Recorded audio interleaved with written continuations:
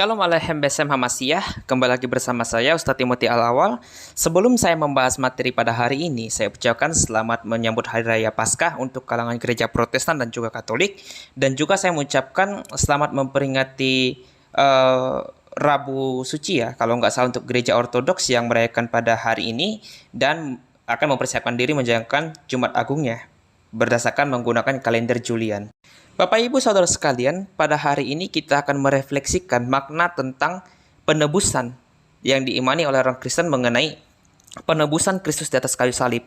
Karena banyak sekali suatu hal yang menjadi pertanyaan dari kalangan kaum polemik, maka pada kali ini saya akan membuat suatu tema, penebusan salib dan penebusan Hajar Aswad. Sebenarnya kali ini saya tidak akan membahas Hajar Aswad saja, tetapi saya akan membahas akikoh dan juga bagaimana refleksi saudara muslim mengenai tentang konsep penebusan. Karena banyak sekali informasi dan isyarat Kristus menjelaskan bahwa dirinya akan menjadi korban penebus kesalahan umat manusia atau korban penebus seluruh dunia, Bapak Ibu Saudara sekalian. Kita ambil satu contoh saja dalam Matius pasal 20-28, sama seperti anak manusia datang, bukan untuk dilayani, melainkan untuk melayani, dan untuk memberikan nyawanya menjadi tebusan bagi banyak orang. Dan juga yang ditegaskan oleh Rasul Paulus dalam Efesus pasal 1 ayat ke-7. Sebab di dalam dia dan oleh darahnya kita beroleh penebusan, yaitu pengampunan dosa. Ingat ya, ini pengampunan dosa. Menurut kekayaan kasih karunia-Nya. Jadi, tuduhan bahwa penebusan dosa baru dikenal Paulus itu salah Bapak Ibu.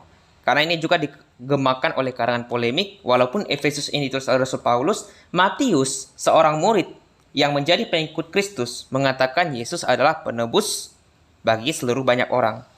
Nah, sekarang bagaimana kita merefleksikan dari pandangan Islam yang mengatakan bahwa orang Kristen ketika sudah ditebus tidak lagi mendapatkan hukuman ketika menjalankan dosa. Benarkah demikian? Mari kita simak penjelasan perbandingan Islamologi dan juga Kristologi khusus tentang penebusan iman Kristen dan penebusan dalam pandangan Islam. Pertama, kita akan menggunakan dalil Al-Quran, penebusan dalam Al-Quran. Ini dapat kita baca dalam surah Al-Maidah ayat ke-45, dan kami telah tetapkan terhadap mereka di dalam At-Taurat, bahwasanya jiwa dibalas dengan jiwa, mata dengan mata, hidung dengan hidung, telinga dengan telinga, gigi dengan gigi, dan luka-luka pun ada kisasnya. Timbal balik ya, kisas artinya. Barang siapa yang melepaskan hak kisasnya, timbal balik maksudnya, maka melepaskan hak itu menjadi penebus. Dalam bahasa Arabnya adalah kafaratullah atau kafarat. Penebus dosa. Jadi di sini katakan penebus dosa jika melepaskan kisas. Barang siapa tidak memutuskan perkara menurut apa yang diturunkan Allah, maka mereka itu adalah orang-orang yang zalim. Jadi Al-Quran sendiri sempat menyinggung kata penebusan dosa jika mereka melepaskan timbal balik, yaitu kisas mengenai mata ganti mata, gigi ganti gigi, dan sebagainya. Dalam iman Kristen, tentang hukum kisas ini terjadi ketika adanya korban penebus salah. Dan ini sekarang dikembangkan juga dalam Al-Quran. Nah, padahal kalau kita lihat dalam teologi saudara muslim, banyak ayat Al-Quran yang mengatakan bahwa mereka itu akan selamat jika ditimbang antara perbuatan baik dan juga perbuatan jahatnya, yang dikenal dengan Yaumul Mizan. Nah, sekarang kita akan lihat bagaimana perbandingannya juga dengan hadis. Tadi kita sudah melihat dalam Al-Quran, sekarang kita akan melihat dalam hadis. Kali ini saya akan menggunakan suatu referensi dari hadis Tirmidzi. Bapak Ibu bisa menggunakan literasi hadis yang telah diterjemahkan oleh Muslim Indonesia dari www.hadis.id. Itu banyak sekali membahas walaupun tidak semuanya diterjemahkan Bapak Ibu. Nah, sekarang saya menggunakan hadis Tirmidzi nomor 803. Judulnya Kitab Haji. Dan judulnya juga dikatakan di sini keutamaan Hajar Aswad, Rukun Yamani, dan Makam Ibrahim. Telah menceritakan kepada kami Kutaibah, telah menceritakan kepada kami Jarir dari Atta bin Sa'id, dari Sa'id bin Jubair, dari Ibnu Abbas berkata, Rasulullah Shallallahu Alaihi Wasallam bersabda, Hajar Aswad turun dari surga dengan warna lebih putih dari susu, kemudian berubah menjadi hitam karena dosa anak-anak Adam. Ini kita harus teliti secara mendalam. Kata kalimat yang mengatakan Hajar Aswad yang dulunya putih menjadi susu menjadi hitam karena dosa anak-anak Adam. Ini juga dikatakan oleh Abu Isa At-Tirmidzi rahimahullah berkata, hadis semakna diriwayatkan dari Abdullah bin Amir bin Abu Hurairah. Abu Isa berkata, hadis Ibnu Abbas merupakan hadis hasan dan sahih. Jadi hadis Tirmidzi dan juga informasi dari Ibnu Abbas ini adalah hasan, yang artinya baik. Hasan adalah kriteria kedua dari sahih, yang mengatakan bahwa ini dapat dibaca oleh saudara Muslim dan diakui referensinya. Jadi kalau seandainya saudara Kristen mempercayai bahwa penebusan itu terjadi oleh salib Kristus melalui darahnya Kristus, saudara Muslim mengakui batu Hajar Aswad dapat menebus keturunan anak-anak Adam. Dan sekarang kita akan melihat riwayat lain. Hajar Aswad dapat menebus atau menghapus dosa dengan menyentuhnya. Jika kawan-kawan sudah membaca kitab Efesus yang mengatakan bahwa Yesus adalah penghapus dan penebus dosa, dan Matius pasal 20 tadi mengatakan bahwa Yesus adalah penebus dosa dunia, sekarang kita melihat dalam hadis, siapakah penebus saudara Muslim? Ini dapat kita baca dalam sunnah.com, suatu hadis yang dipakai oleh Islam seluruh dunia. Dalam hadis riwayat An-Nasa'i 2919, judulnya buku mengenai haji, buku tentang haji. Dalam nomor 2919 dikatakan seperti ini. Telah diriwayatkan oleh Abdullah bin Ubaid bin Umair bahwa seseorang mengatakan, "Wahai Abu Abdurrahman, mengapa aku hanya melihatmu menyentuh dua sudut ini?" Dia berkata, "Aku mendengar Rasulullah berkata, menyentuhnya dapat menghapus dosa. Dan saya dipimpin olehnya untuk mengatakan, siapapun yang melengi 7 kali, itu sama seperti membebaskan budak." Kawan-kawan dapat melihat apa yang saya kasih garis warna merah ini?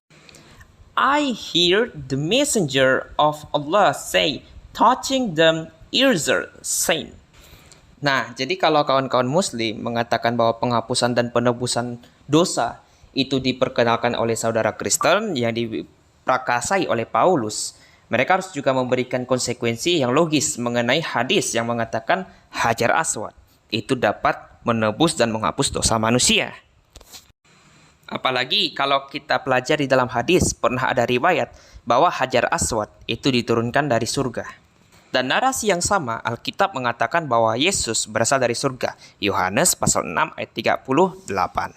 Bahkan Yesus mengatakan Yesus adalah batu penjuru. Dan saudara Muslim memahami batu yang turun dari surga adalah Hajar Aswad. Ini sekedar perbandingan saja. Penebusan dan penghapusan dosa, batu sejati, dan juga adalah dia yang diturunkan dari surga, yang kami imani, dan bagaimana saudara Muslim merefleksikannya dalam perbandingan logis mengenai Hajar Aswad dan juga Yesus Kristus. Walaupun bagi kami tidak ada perbandingan yang sifatnya mau menyetarai, tetapi pemahaman ini bisa dikatakan sebagai paralel.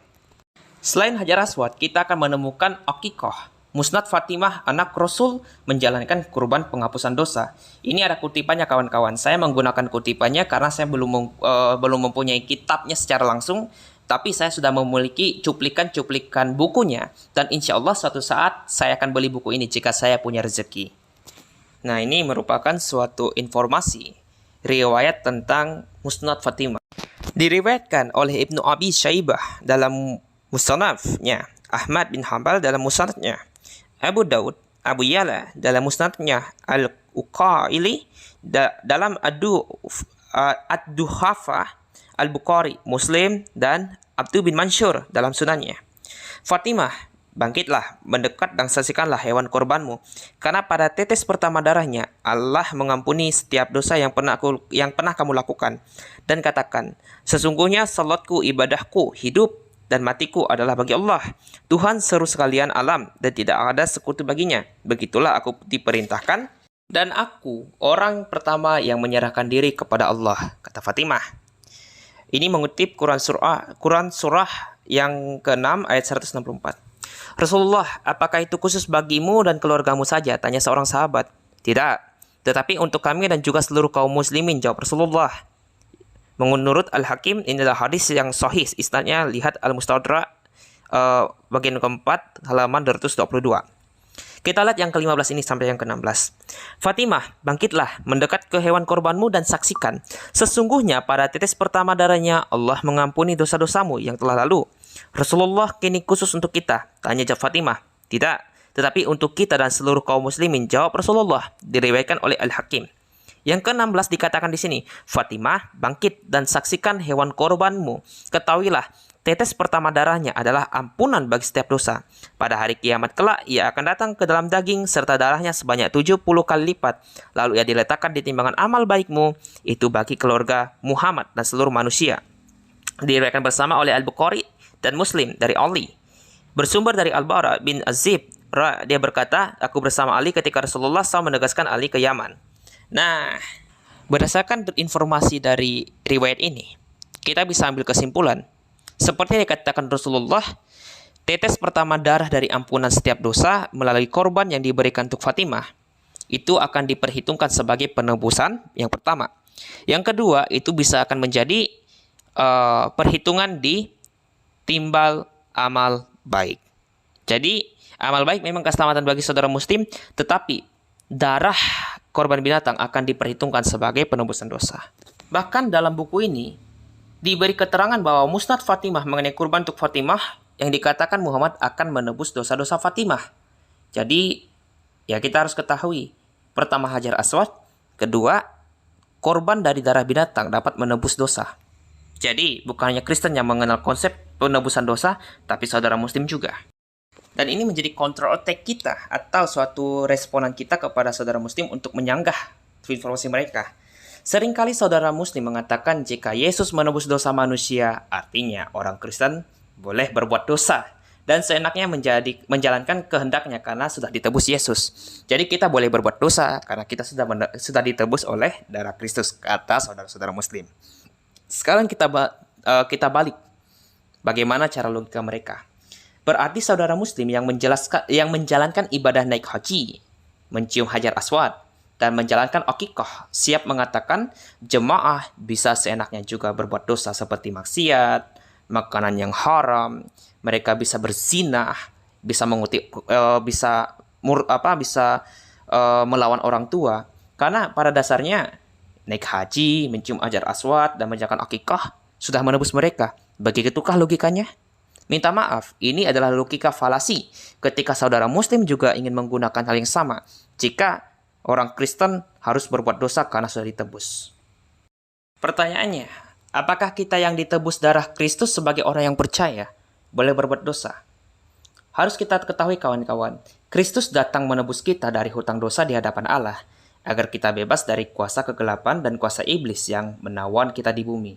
Karena Efesus pasal 22 dikatakan oleh Rasul Paulus, kita itu berada di bawah kuasa roh-roh pemilik angkasa. Itu kawan-kawan baca dalam Efesus pasal 22. Jika kita sebelumnya terpisah dari Allah dan seolah-olah Allah tidak menerima kita dengan hutang dosa yang belum dilunasi, maka Kristus datang dengan mati di kayu salib agar darahnya melunasi dosa kita di hadapan Allah. Dan Yesus menjadikan penebus dirinya di hadapan Allah. Bukan terhadap iblis loh ya. Bukan juga menebus di hadapan kita, tapi kepada Allah. Sehingga kita menjadi milik Kristus. Berarti Allah akan campur tangan bersama Kristus untuk mengambil kita menjadi miliknya. Yang sudah kita ini dicuri oleh kuasa iblis karena kita sendiri jatuh dari dosa yang memisahkan kita di hadapan Allah. Sekali lagi, kita akan menjadi milik Kristus dan bukan lagi milik kuasa kegelapan. Maka, jika kita milik Kristus, kita mengikuti tata ajaran Kristus dong, dalam hal moral dan spiritual. Bukan lagi mengikuti tindakan iblis, berdasarkan kisah para Rasul 26 ayat 18. Jadi makna penebusan dosa bukan saja menghapus kawan-kawan. Bukan saja menghapus dosa, tapi Kristus mengambil hak kepemilikan Allah secara total, yaitu kita umatnya, yang sudah jatuh dan kita dicuri oleh kuasa iblis karena kita sendiri telah memisahkan diri kita di hadapan Allah sejak zaman Adam. Oke? Tidak mungkin kita kembali berbuat dosa jika sudah ditebus dan menjadi milik Kristus. Seolah-olah ikut penebus Kristus, tapi tindakan kita masih mau mengikuti tuan yang lama. Dalam Efesus pasal 22. Dan ini melambangkan ketidaksetiaan pemilik yang sah dan benar. Dan yang adalah Tuhan kita dalam Ibrani pasal 6 ayat keempat yang dikatakan, jika kita murtad, maka kita menyalibkan Yesus kedua kali.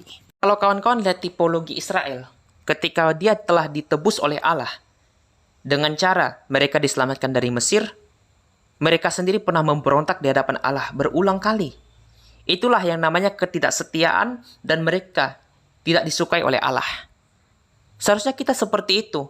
Seperti apa? Jangan mencontoh orang Israel yang telah ditebus Allah, tetapi mereka tegar tengkuk, ingin kembali kepada kepenguasaan lama. Padahal kepenguasaan lama bisa saja membinasakan mereka. Begitulah tipologi kita ketika ditebus oleh Kristus. Jika kita milik Kristus, kita jangan mendua lagi dengan kuasa kegelapan, dengan berbuat jahat dan sebagainya. Dan itulah makna penebusan yang kita imani. Kita telah ditebus dan kita menjalankan kehendak-Nya. Efesus pasal 12 dikatakan, jalankanlah perbuatanmu dengan takut dan gentar. Itu kalian bisa baca dalam Alkitab nanti ya. Ya, dan mungkin sekian saja yang ingin saya sampaikan. Semoga video ini bermanfaat. Tuhan Yesus Kristus, Sang Juru Selamat kita, memberkati saudara sekalian. Amin.